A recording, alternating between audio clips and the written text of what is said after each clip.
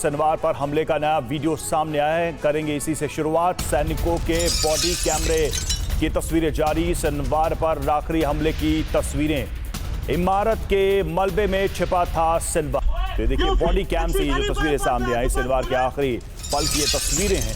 और ये तस्वीरें सामने आई हैं तब जब सिनवार को मार गिराया गया था। सिनवार पर हमले का नया वीडियो सामने आया और सैनिक के बॉडी कैमरे की ये सारी तस्वीरें हैं जो जारी की गई हैं। सिनवार को करीब से 6 गोली मारी गई। इमारत के मलबे में छिपा था याह्या सिनवार।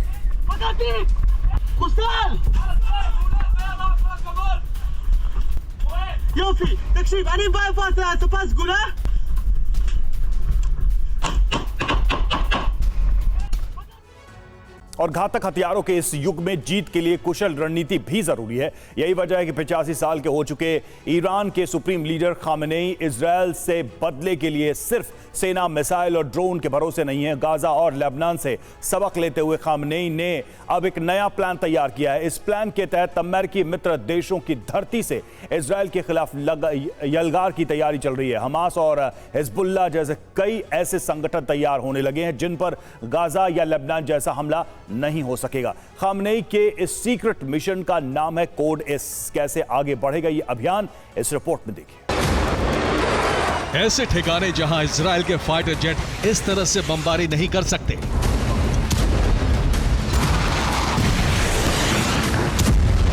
दुनिया की ऐसी जगह जहां इजरायल बंकर बस्टर मिसाइल नहीं गिरा सकता।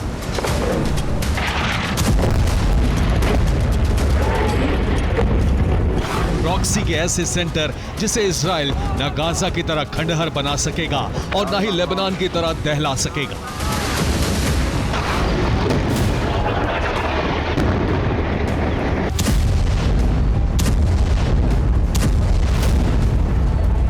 ये खामेनेई के शातिर दिमाग का नया प्लान है। ये ईरान के सीक्रेट मिशन का हिस्सा है। इसे IRGC और कुद्स फोर्स को कोड एस के नाम से भेजा गया है।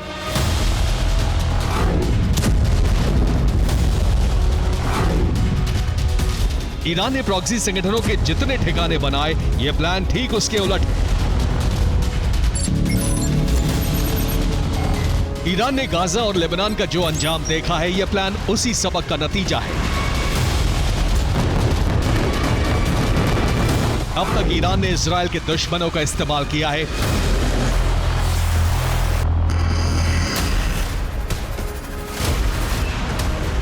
लेकिन कोड एस बिल्कुल अलग है, क्योंकि अब अमेरिका और इजरायल के दोस्तों और समर्थकों का इस्तेमाल होगा।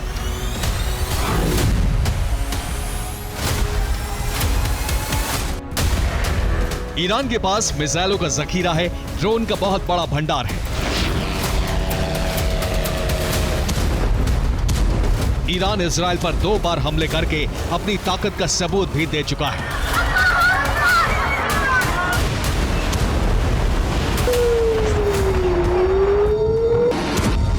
लेकिन ईरान की कोशिश बगैर सेना का इस्तेमाल किए इजरायल को तबाह करने की है।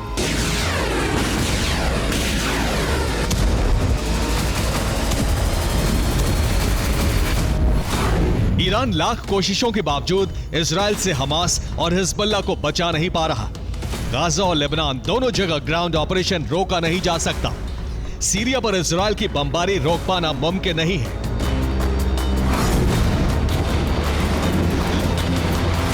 खामेनेई या प्रॉक्सी संगठनों को बेहद मजबूत बनाकर इजरायल पर हमले करवा सकते हैं।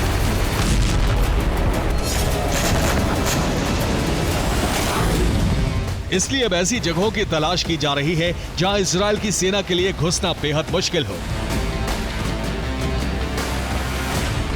ऐसी जगहों की तलाश की जा रही है जहां इजरायल अपनी मर्जी से घातक हमले ना कर सके।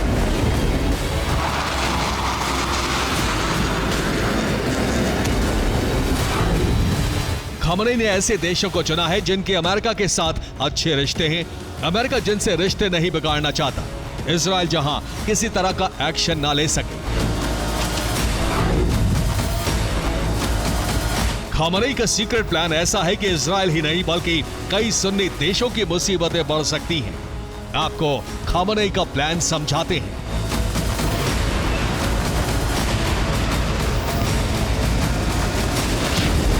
और खैर खामनेई के कोड एस के तहत कई ऐसे देशों का चयन किया गया है जहां से इजराइल पर हमले होने हैं। ईरान ने सऊदी अरब में प्रॉक्सी संगठन के लिए ठिकाना ढूंढ निकाला है। इसके अलावा बहरीन में भी इजराइल के दुश्मन तैयार हो रहे हैं। ओमान और जॉर्डन से भी इजराइल पर हमले की तैयारी चल रही है। कुवैत में भी इजराइल के दुश्मनों की टोली तैयार हो रही है। इन तमाम देशों पर हवाई हमला करना बेहद मुश्किल है क्योंकि अमेरिका इसकी इजाजत हरगिज नहीं दे सकता। सऊदी अरब में अल कातिफ नाम का एक इलाका है। यह सऊदी का शिया बहुल इलाका है। यहाँ के लोग सऊदी सरकार से नाराज हैं और ईरान इसका फायदा उठाना चाहता है। सऊदी के अल कातिफ में शिया मुस्लिम रहते हैं, इसलिए यहाँ के लोग ईरान के समर्थक हैं। बहरीन में एक नया ग्रुप बहुत पहले तैयार हो चुका है। इसका नाम सराया अल अश्तर है। यह ग्रुप मई में इजराइल पर हमले भी कर रहा है और बहरीन के इस ग्रुप को ईरान से हथियार सप्लाई हो रही है। बहरीन में सराया अल अश्तर के कई सीक्रेट ठिकाने हैं। सराया अल अश्तर ग्रुप हमास और हिजबुल्लाह का समर्थक है। ये सऊदी के अल कातिफ इलाके का वीडियो है। सऊदी सरकार के खिलाफ आवाज उठाने वाले इस इलाके की तस्वीर अब बदल चुकी है।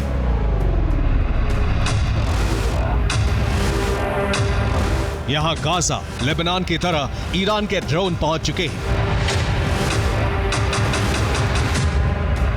रिपोर्ट के मुताबिक अल कातिफ में लड़ाकों की एक नई फौज तैयार हो चुकी है। रिपोर्ट के मुताबिक बहरीन से अल कातिफ में ड्रोन भेजे जा रहे हैं। सराया अल अश्तर ग्रुप मदद कर रहा है। अल अश्तर ग्रुप का नेटवर्क अल कातिफ में काफी मजबूत हुआ है। सराया अल अश्तर ग्रुप इजराइल पर हमलों की शुरुआत भी कर चुका है और अल कातिफ एक नया ठिकाना बन रहा है। अल कातिफ सऊदी अरब का इलाका है। ईरान पर हमले के लिए इजराइल ने सऊदी अरब का इस्तेमाल किया था।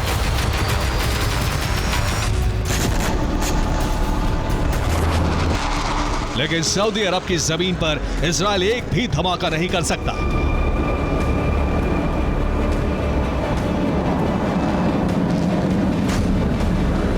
और ऐसी जगहों को प्रॉक्सी संगठनों का गढ़ बनाना खामनेई की रणनीति का हिस्सा है।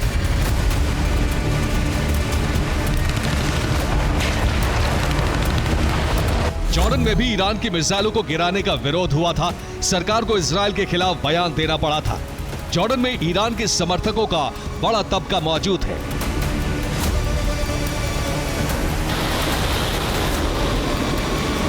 यानी सऊदी की तरह भले ही जॉर्डन की सरकार ईरान की मदद ना करे, लेकिन ईरान जॉर्डन में इजराइल के खिलाफ एक बड़ा ग्रुप आसानी से तैयार कर चुका है।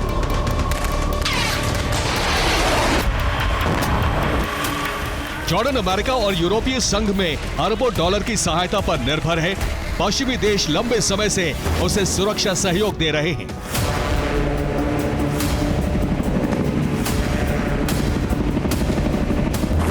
ऐसे में अमेरिका और इजराइल के लिए यहां भी हवाई हमला करना मुश्किल होगा।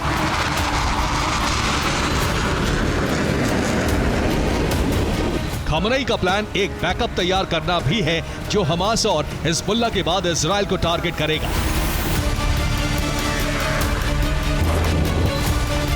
ईरान नए प्रॉक्सी संगठनों को बनाने में जुट गया है। गाजा लेबनान में जंग को लंबा खींचने का प्लान है। दूसरे देशों से अब इजराइल को निशाना बनाया जाएगा।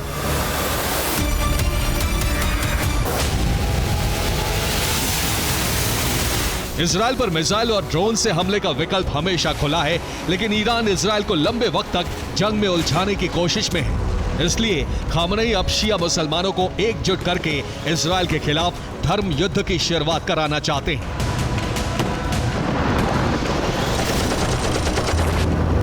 4 अक्टूबर को तेहरान की ग्रैंड मस्जिद में लाखों लोगों की भीड़ के सामने खामनेई ने अरब के सभी मुस्लिम देशों को कुरान का संदेश देकर जुल्म के खिलाफ एकजुट होने की अपील की थी।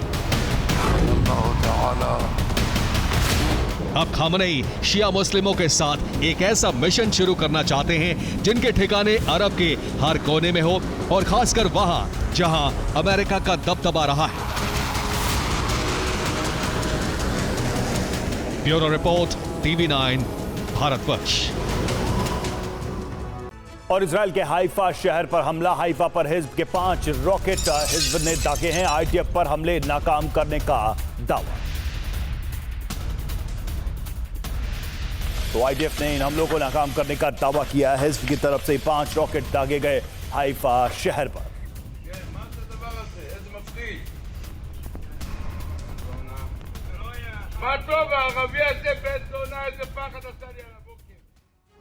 इजराइल और ईरान के बीच जो जंग छिड़ी है वो महायुद्ध में बदलने जा रही है। इस जंग में एक साथ दुनिया की 3 महाशक्तियां कूदने जा रही हैं। इजराइल का साथ देगा सुपर पावर अमेरिका, तो ईरान के साथ रूस और चीन दे रहे हैं। पुतिन और जिनपिंग ईरान को अपने घातक फाइटर जेट देने जा रहे हैं। इस फाइटर जेट से ईरान इजराइल पर हमला कर सकता है। अगर ऐसा हुआ तो अरब में सुपर पावर के हथियारों की महाजंग छिड़ जाए। इजराइल ईरान पर हमला कर चुका है। ईरान इजराइल पर पलटवार की तैयारी कर रहा है। इजराइल और ईरान की ये जंग सुपर पावर की जंग में तब्दील होने जा रही है। अरब में दुनिया की 3 महाशक्तियां महाजंग के मैदान में उतरने जा रही हैं।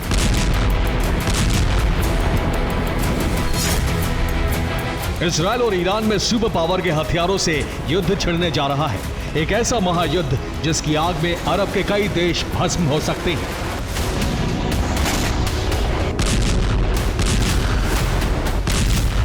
ईरान ने इजराइल पर हमले के लिए प्लान बी तैयार कर लिया है। ईरान के बदले का पहला प्लान है इजराइल पर ईरानी प्रॉक्सी का हमला। दूसरा प्लान है खुद ही इजराइल पर सीधा हमला करना।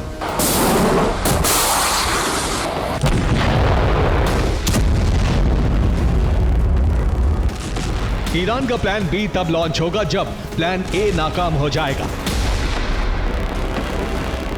मतलब ये कि अगर ईरानी प्रॉक्सी इजराइल से बदला नहीं ले पाए तब ईरानी सेना खुद ही इजराइल पर बैलिस्टिक मिसाइलों से वज्रपात करेगी।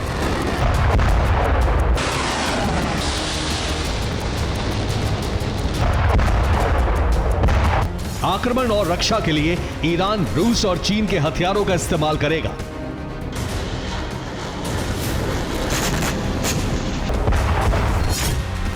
इजराइल पर ईरान का हमला तय है। इस बात की पुष्टि एक बार फिर तब हो गई जब इजराइल के हमले पर ईरानी राष्ट्रपति मसूद पज़ेश्कियान का पहला बयान आया। पज़ेश्कियान ने कहा कि इजराइल ने हमारे सामने कोई विकल्प नहीं छोड़ा है। ईरान में हमला कर इजराइल ने हमें जवाब देने के लिए मजबूर कर दिया है।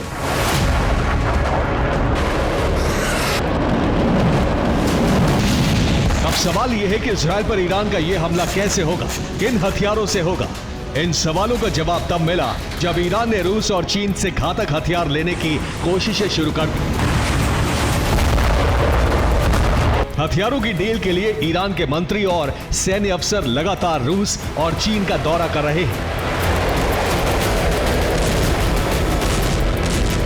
ईरान अपनी एयरफोर्स को मजबूत करना चाहता है। इसके लिए वो रूस और चीन के घातक फाइटर जेट लेना चाहता है।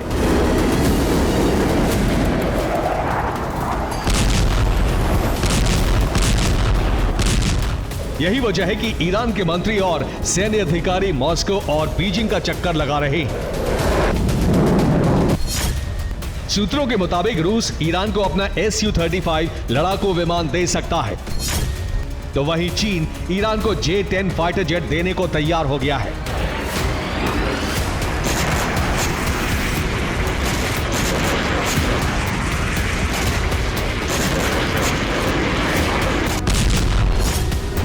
रूसी राष्ट्रपति पुतिन और चीन के राष्ट्रपति जिनपिंग का एक ही लक्ष्य है और वो है अमेरिका और पश्चिमी देशों के वर्चस्व का खात्मा। अमेरिका के दबदबे को समाप्त करने के लिए पुतिन और जिनपिंग ईरान को अपने सबसे खतरनाक फाइटर जेट देने जा रहे हैं।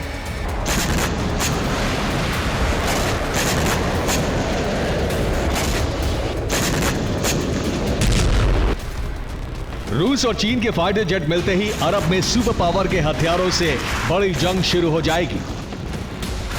इजराइल के पास अमेरिका के घातक फाइटर जेट हैं, तो ईरान को रूस और चीन के लड़ाकू विमान मिल जाएंगे। इसके बाद विनाश का नया चैप्टर खुल जाएगा। और इजराइल के पास अमेरिका का F-35 लड़ाकू विमान है। इससे टक्कर लेने के लिए ईरान को रूस Su-35 फाइटर जेट देने जा रहा है। इजराइल के पास अमेरिका का F-16 फाइटर प्लेन है। इसे काउंटर करने के लिए ईरान चीन से J-10 लड़ाकू विमान लेने की कोशिश में जुटा हुआ है। एयर डिफेंस की बात करें तो इजराइल में अमेरिका ने अपना थर्ड एयर डिफेंस सिस्टम तैनात कर दिया है। वहीं रूस ने ईरान में अपने सबसे घातक एयर डिफेंस सिस्टम S-400 की तैनाती कर दी है। इजराइल की सुरक्षा अमेरिका का पैट्रियट एयर डिफेंस सिस्टम भी कर रहा है। इसी तरह ईरान की रक्षा रूस का S-300 एयर डिफेंस सिस्टम कर रहा है। मतलब इजराइल और ईरान दोनों देशों के पास सुपर पावर के हथियार मौजूद है। यही वजह है कि अरब में अब विनाशक हथियारों से महायुद्ध का खतरा बहुत बढ़ गया है।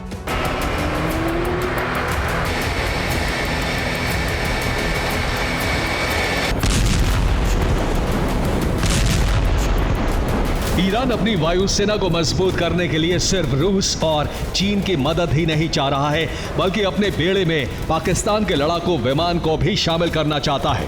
इसके लिए ईरानी air force chief brigadier general Hamid Vahidi Pakistan पहुंचे हैं।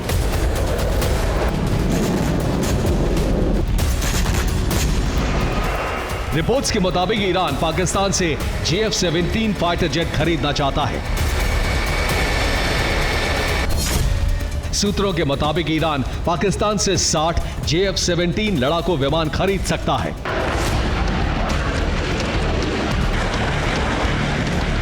पाकिस्तान ने JF-17 लड़ाकू विमान को चीन की मदद से बनाया है। अब इसी विमान को ईरान इजराइल पर हमले के लिए खरीदने जा रहा है।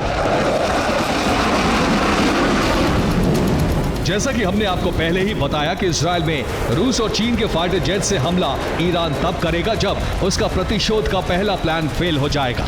मतलब ये कि जब ईरान के प्रॉक्सी इजराइल से बदला नहीं ले पाएंगे, तब ईरानी सेना इजराइल पर सीधा प्रहार करेगी, वो भी रूस और चीन के फाइटर जेट से।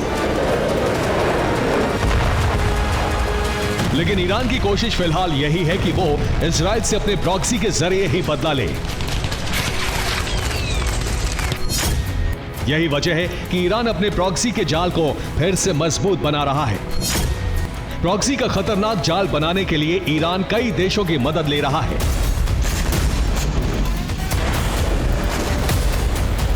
मदद करने वाले प्रमुख देश हैं रूस और चीन। ये वही दो देश हैं जो न सिर्फ ईरानी सेना को बल्कि उसके प्रॉक्सी को भी खतरनाक हथियार और तकनीक दे रहे हैं।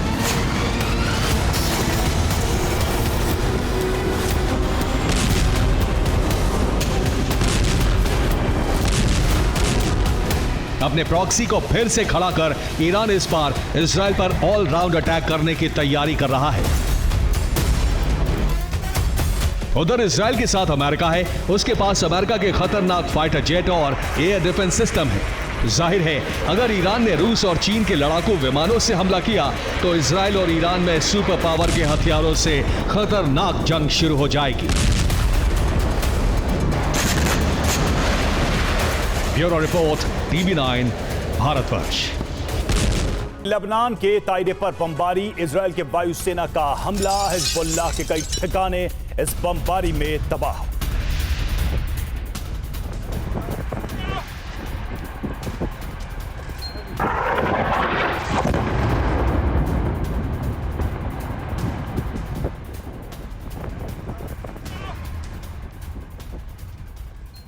बेंजामिन नेतन्याहू लेबनान ऑपरेशन का आखिरी चरण शुरू कर चुके हैं। दक्षिणी लेबनान में इजराइल की जबरदस्त बमबारी जारी है, लेकिन IDF के जवान ग्राउंड ऑपरेशन में फंसते जा रहे हैं। बीते एक हफ्ते में इजराइल को लेबनान की जमीन पर जबरदस्त नुकसान हुआ है। सिर्फ इतना ही नहीं, दावा यह है कि उत्तरी इजराइल के अस्पताल घायल जवानों से भर चुके हैं।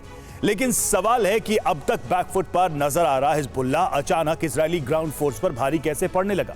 आखिर हिजब की वो कौन सी रणनीति है जो इजराइल को जख्म दे रही है, इस रिपोर्ट में देखिए। लेबनान में इजराइल का ग्राउंड ऑपरेशन आखिरी चरण में पहुंच चुका है, जिसकी गवाही ये तस्वीरें दे रही हैं, जिसमें हिजबुल्लाह के ठिकाने ध्वस्त होते नजर आ रहे हैं। बीते 24 घंटे में इजराइल ने हिजबुल्लाह की कमर तोड़कर रख दी है। एक के बाद एक सुरंगों को ढूंढकर उन्हें ध्वस्त किया जा रहा है।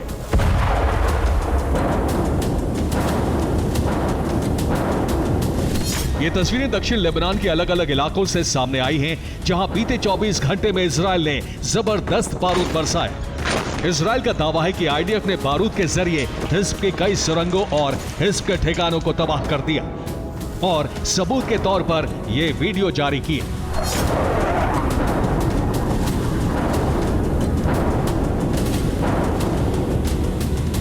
बीते 24 घंटे में इजराइल ने 40 से ज्यादा हिज़्ब के ठिकाने तबाह कर दिए हैं। 12 से ज्यादा सुरंग ध्वस्त कर दी गई। 6 हिज़्ब हेडक्वार्टर विस्फोट में उड़ा दिए गए। हमलों में 70 से ज्यादा हिज़्ब लड़ाकों के मारे जाने की खबर है।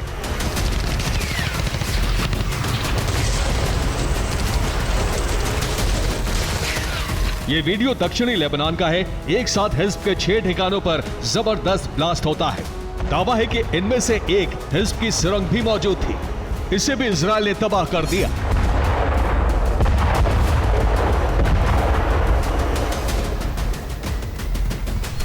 हिज़्बुल्लाह के खात्मे के लिए इजराइल ने रिहायशी इलाकों पर हमले तेज कर दिए हैं। यह वीडियो भी दक्षिणी लेबनान का है, जहां आईडीएफ ने बारूद बरसाकर 8 से ज्यादा इमारतें जमींदोज कर दी।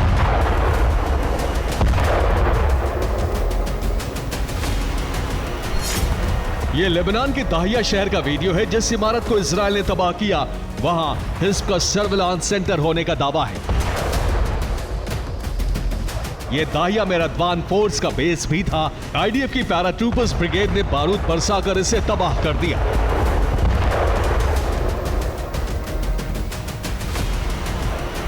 यह वीडियो भी दक्षिणी लेबनान का है, जहां हिज़्बुल्लाह ने दर्जनों रॉकेट लॉन्चर और ड्रोन स्टोर करके रखे थे।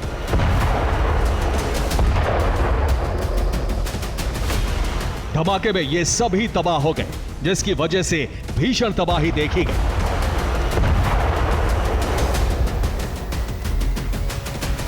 दरअसल इजराइल ने हिज़्ब के खात्मे की आखिरी जंग शुरू कर दी है।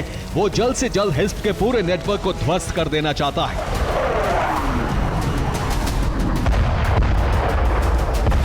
जिसकी वजह है ग्राउंड ऑपरेशन में हो रहा बड़ा नुकसान।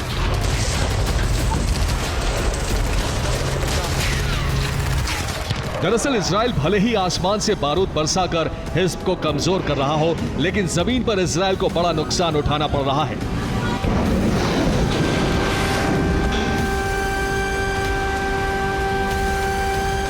1 अक्टूबर को इजराइल ने लेबनान में ग्राउंड ऑपरेशन शुरू किया था, जिसके बाद से 2601 इजरायली सैनिक घायल हो चुके हैं।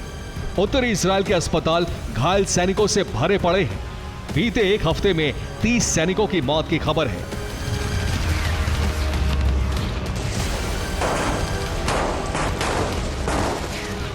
ये चारों तस्वीरें उन इजरायली सैनिकों की हैं जो बीते 24 घंटे में ग्राउंड ऑपरेशन के दौरान दक्षिणी लेबनान में मारे गए।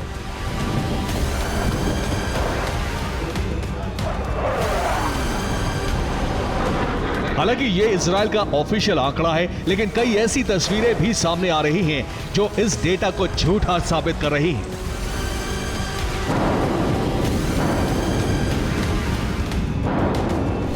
दावा है कि इस वीडियो में नजर आ रहे ये इजरायली सैनिक हैं जिन्होंने 24 घंटे पहले मारे गए इजरायली सैनिकों के शवों को बाहर निकाला।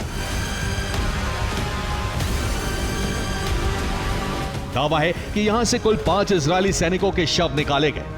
लेकिन सवाल है कि लेबनान में ग्राउंड ऑपरेशन के दौरान इजराइल को इतना नुकसान क्यों हो रहा है, यह भी आपको बताते हैं।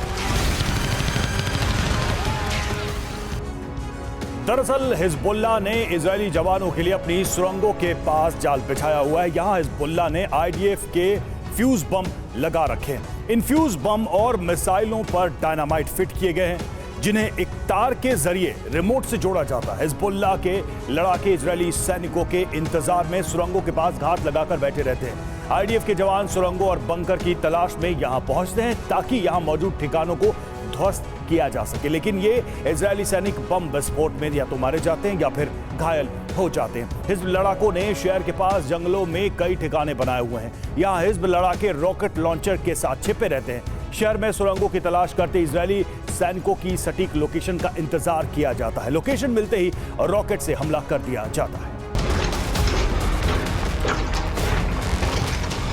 अब इजराइल ने शहरों के बाहर मौजूद जंगल की भी टोह लेनी शुरू कर दी है।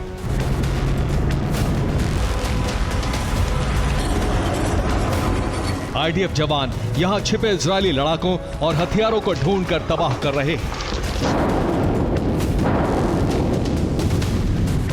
ये इजरायल के ऐसे ही ऑपरेशन का वीडियो है जहां घने जंगलों के बीच सैनिकों को हिज़्ब का बंकर मिला।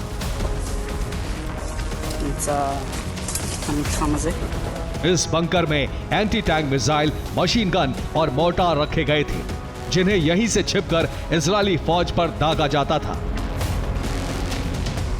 दरअसल लेबनान में इजरायल की सबसे बड़ी परेशानी उसका सुरंग नेटवर्क है, जहां घुसे बिना इजरायल हिज़्ब को खत्म नहीं कर सकता और इसी का फायदा उठाकर हिज़्ब ग्राउंड ऑपरेशन में लगे जवानों पर गोरिल्ला हमले कर रहा है।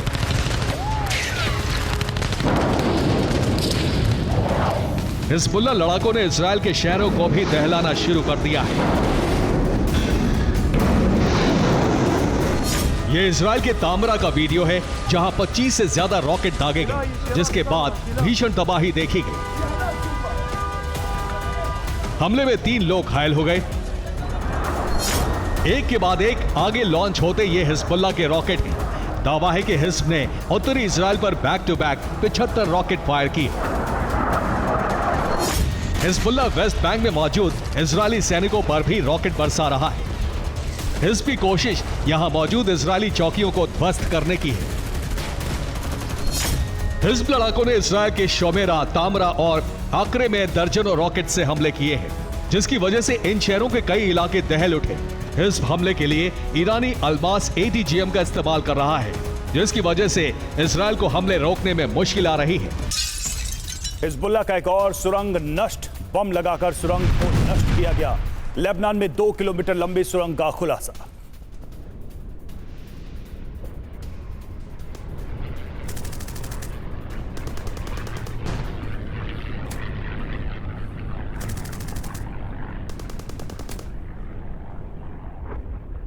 और बीते 1 साल से ईरान अपने प्रॉक्सी संगठनों के जरिए इजरायल से जंग लड़ रहा है, लेकिन उसे कोई खास कामयाबी नहीं मिली। ऐसे में अब ईरान ने इजरायल को दहलाने की नई साजिश रची है। ईरान के जासूस इजरायल में सुपर एक्टिव हैं। मीडिया रिपोर्ट्स की माने तो अपने जासूसों के जरिए ईरान इजरायल में कई फिदाइन हमले करवा सकता है, जिसका ट्रेलर भी नजर आने लगा है। रविवार की सुबह इजरायल में हड़कंप मच गया, जिसकी वजह थी ग्लिलोट से आई ये तस्वीरें।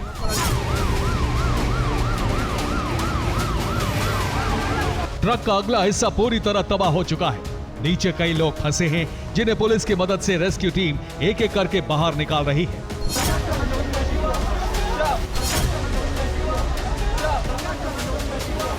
हर तरफ अफरा तफरी मची है। एक के बाद एक एम्बुलेंस घायलों को अस्पताल पहुंचा रही है। ये तस्वीरें इजरायल में आने वाले बड़े खतरे का ट्रेलर माना जा रहा है। माना जा रहा है कि अब ईरान प्रॉक्सी और बारूद के बगैर इजरायल को दर्द देने की तैयारी कर चुका है और ये उसका पहला चरण है। दरअसल 27 अक्टूबर के दिन एक ट्रक ने बस स्टॉप पर खड़े लोगों को कुचल डाला। ये दर्दनाक घटना ग्लिलोत सैन्य बेस के पास हुई, जिसमें 5 लोगों की मौत हो गई, जबकि 50 लोग घायल हो गए।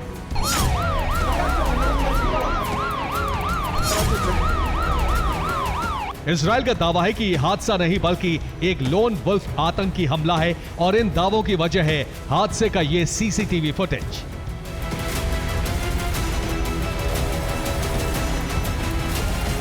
तस्वीरों में नजर आ रहा ये ग्लिलोट सैन्य बेस के पास मौजूद बस स्टैंड है, जहां कई लोग खड़े हैं। इनमें कई इजरायली सैनिक भी मौजूद हैं।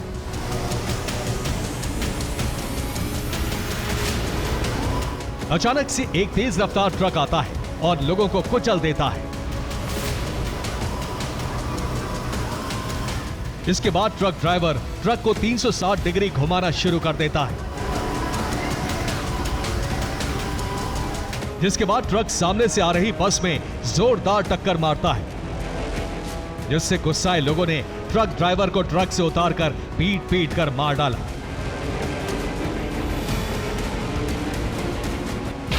हमलावर की पहचान रामी नसरल्लाह के तौर पर हुई, जो इजरायल के कलान सावे शहर का रहने वाला था। रामी नसरल्लाह कई गंभीर अपराधों में जेल जा चुका है। इजरायल ने इसे आतंकी हमला करार दिया है और जांच के आदेश दिए हैं। नेतन्याहू सरकार में मंत्री इतामार बेन ग्वीर ने अपने एक बयान में कहा, इस घटना की जांच एक आतंकी हमले के रूप में होगी। मैं उन नागरिकों को पूरा समर्थन देता हूं जिन्होंने हमला करने वाले शख्स को मार गिराया। वो एक आतंकवादी था।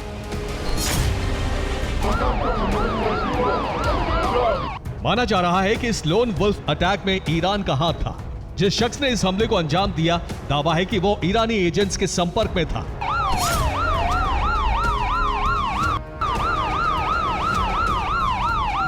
दरअसल हाल ही में इजरायली खुफिया एजेंसियों को इजरायल में ईरानी एजेंट्स के एक्टिव होने की खबरें मिली थी, जिसके बाद से इजरायल देश में मौजूद ईरानी एजेंट्स के नेटवर्क को तोड़ने में लगा है।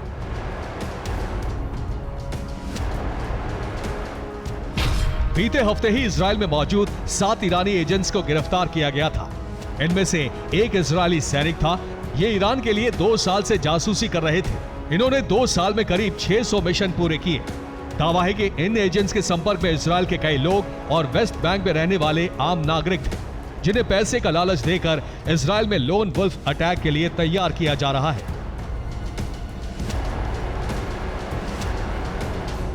मोसाद की रिपोर्ट में दावा किया गया है कि इस काम में ईरान की मदद तुर्की कर रहा है। तुर्की के रास्ते ही एजेंट्स ईरान तक जानकारी पहुंचाते हैं।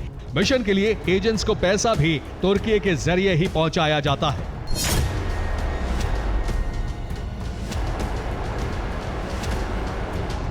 दरअसल बीते 1 साल से ईरान प्रॉक्सी के जरिए इजरायल से जंग लड़ रहा है, लेकिन अभी तक उसे कोई खास कामयाबी नहीं मिली।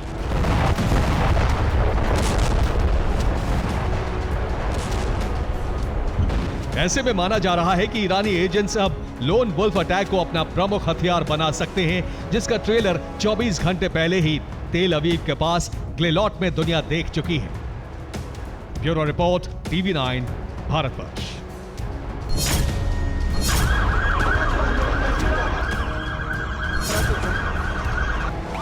वहीं गाजा में एक बार फिर सीज फायर की कोशिश तेज हो गई है और मिस्र के राष्ट्रपति ने 2 दिन के सीज फायर का प्रस्ताव तैयार किया है, जिसके दौरान कुछ बंधक फिलिस्तीनी कैदियों की अदला बदली होगी। लेकिन सऊदी अरब से एक बार फिर अलग फिलिस्तीन बनाने की मांग हुई है। हमास और इजरायल फिलहाल समझौते की बातचीत में अपनी शर्तों को हावी रखने में जुटे हैं। इस बीच गाजा के जबालिया में हमास के खिलाफ बड़े ऑपरेशन की तैयारी शुरू है। गाजा में धमाके पर धमाके और गाजा से बहुत दूर मिस्र में सीज फायर पर मंथन।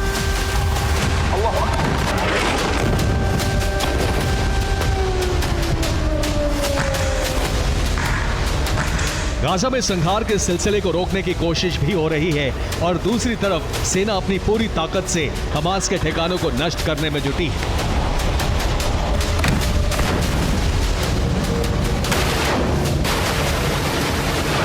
ये गाजा की सबसे ताजा तस्वीर है, जिस हमास को खत्म करने के ऑपरेशन को 1 साल से अधिक का वक्त बीत चुका है। उसी हमास ने अपनी ताकत का सबूत पेश किया है। जबालिया कैंप में हमास के लड़ाकों ने इजरायल के मरकावा टैंक को धमाके में उड़ा दिया। छोटी और तंग गलियों में हमास के लड़ाके इसी तरह गोरिल्ला प्रहार कर रहे हैं और इजरायली सेना पर लगातार हमले हो रहे हैं।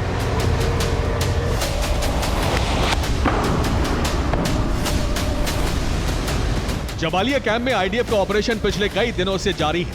यहां इजरायली सैनिकों ने कमाल अदवान अस्पताल में छापेमारी की।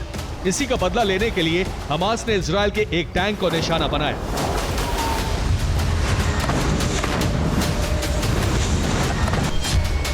जबालिया कैंप में कई हमास लड़ाके मारे गए। खुफिया रिपोर्ट के बाद अस्पताल पर हमला किया गया। अस्पताल से हमास के कई लड़ाकों को पकड़ा गया। जबालिया कैंप में हमास के कई लड़ाकों की मौजूदगी के सबूत मिले हैं। सेना के मुताबिक 100 से अधिक हमास लड़ाकों ने अस्पताल को अपना ठिकाना बना लिया था। जंग के बीच सीज फायर की कोशिश भी जारी है। मिस्र के राष्ट्रपति अब्देल फतेह अल सीसी ने रविवार को ऐलान किया कि मिस्र ने गाजा में 2 दिन के युद्ध विराम का प्रस्ताव रखा है। हमास अब बातचीत के लिए नया प्रस्ताव रखना चाहता है। हमास चाहता है कि गाजा से इजरायली सैनिकों की जल्द वापसी हो। इजरायली बंधकों की रिहाई के बदले फिलिस्तीनी कैदी रिहा किए जाएं। फिलहाल 2 दिनों के सीज फायर में 4 इजरायली बंधकों के बदले कुछ फिलिस्तीनी कैदियों को रिहा करने पर सहमति बन रही है। दूसरी तरफ सऊदी अरब ने इजराइल के खिलाफ मोर्चा खोल दिया है। सऊदी अरब ने ऐलान किया है कि गाजा नरसंहार के लिए बेंजामिन पर आपराधिक मामला चलना चाहिए और 1967 वाले बॉर्डर के मुताबिक इजराइल फिलिस्तीन का बंटवारा हो और जेरूशलम फिलिस्तीन की राजधानी रहे।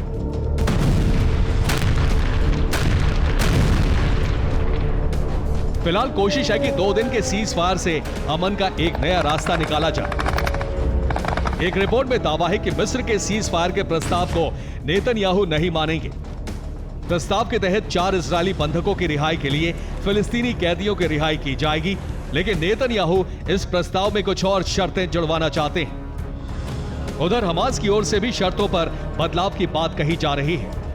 हमास ने मिस्र के प्रस्ताव को स्वीकार करने की बात कही है, लेकिन यह भी कहा है कि 2 जुलाई को तय बातचीत की बातों को भी समझौते में शामिल किया जाए।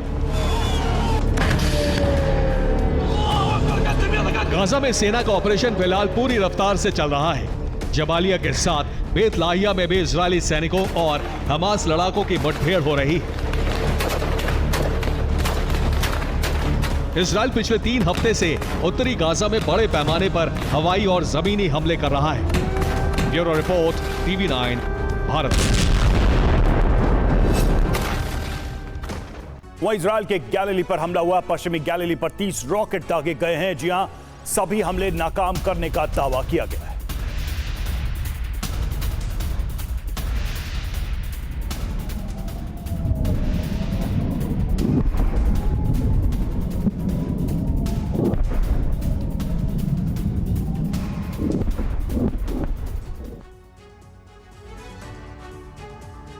अमेरिका में राष्ट्रपति चुनाव हो रहे हैं। अगले महीने अमेरिकी चुनाव का परिणाम आने वाला है। अमेरिकी चुनाव की वजह से रूस यूक्रेन युद्ध बहुत खतरनाक दौर में प्रवेश कर गया है। रूस ने कीव समेत यूक्रेन के 1 दर्जन शहरों को जलाना शुरू कर दिया है। रूसी सेना भीषण हमले कर यूक्रेन के शहरों पर कब्जा कायम करती जा रही है। इस महीने के अंत तक रूस यूक्रेन के बड़े भूभाग पर कब्जा करना चाहता है। सवाल यही है कि आखिर अमेरिकी चुनाव की वजह से रूसी सेना ने यूक्रेन में हमले क्यों तेज कर दिए। यूक्रेन की धरती कुछ इस तरह से दहल रही है। यूक्रेन के शहर विनाश की आग में पूरी तरह जल रहे हैं।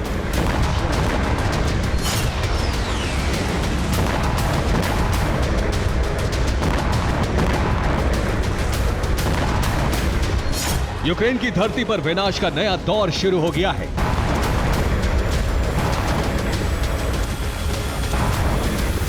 सर्दी की शुरुआत हुई और इसी के साथ रूसी सेना की बमबारी भी विध्वंसक हो गई।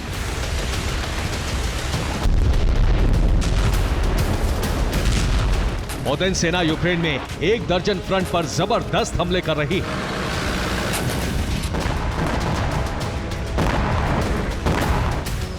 रूस के हमले से ज़ेलेंस्की सेना पूरी तरह से दहल रही है। यूक्रेन में आए इस जलजले का अमेरिकी चुनाव से कनेक्शन है।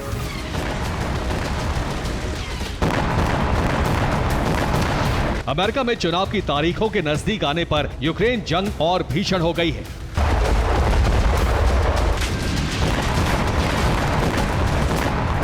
रूसी सेना विध्वंसक हमले करते हुए तेजी से आगे बढ़ रही है।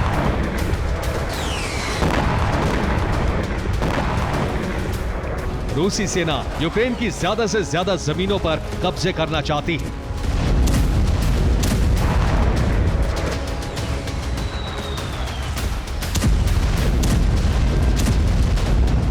दरअसल दोनों देशों को यह लग रहा है कि अमेरिका में नई सरकार के आने पर नए समीकरण बनेंगे। ऐसे में अगर समझौते की बात आती है तो जिसके कब्जे में जितनी ज्यादा जमीन होगी उसकी सौदेबाजी उतनी मजबूत होगी। यही वो बात है जिसकी वजह से रूसी सेना ने यूक्रेन में विनाश का नया दौर शुरू कर दिया है। रूस ने डोनेस्क में जबरदस्त हमला करते हुए हिरनिक शहर पर कब्जा जमा लिया। डोनेस्क में रूस के Su-34 ने फैब 3000 बमों की बरसात की।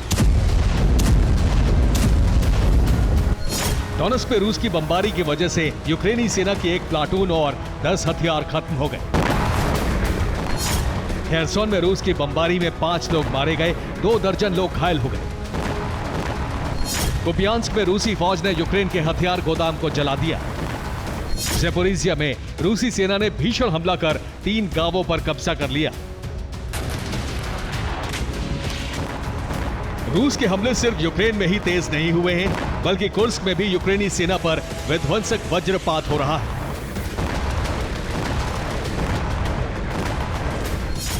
रूसी रक्षा मंत्रालय के मुताबिक कुर्स्क में अब तक यूक्रेन के 27,000 सैनिक मारे जा चुके हैं। सैन्य संहार का यह आंकड़ा हर बीतते दिन के साथ बढ़ता जा रहा है। कुर्स्क में रूसी सेना के साथ साथ उत्तर कोरिया के हजारों सैनिक भी रूस के लिए जंग लड़ रहे हैं। रूस के मुताबिक रूस और उत्तर कोरिया के सैनिकों ने यूक्रेनी फोर्स को कुर्स्क में चारों तरफ से घेर लिया है। माना जा रहा है कि या तो ज़ेलेंस्की के सैनिक मारे जाएंगे या फिर वो सरेंडर करेंगे। ज़ेलेंस्की और उनकी सेना के दिमाग में भी इस वक्त अमेरिकी चुनाव और उसका आने वाला परिणाम चल रहा है। यही वजह है कि उसने भी रूस के अंदर हमले का स्केल बढ़ा दिया है।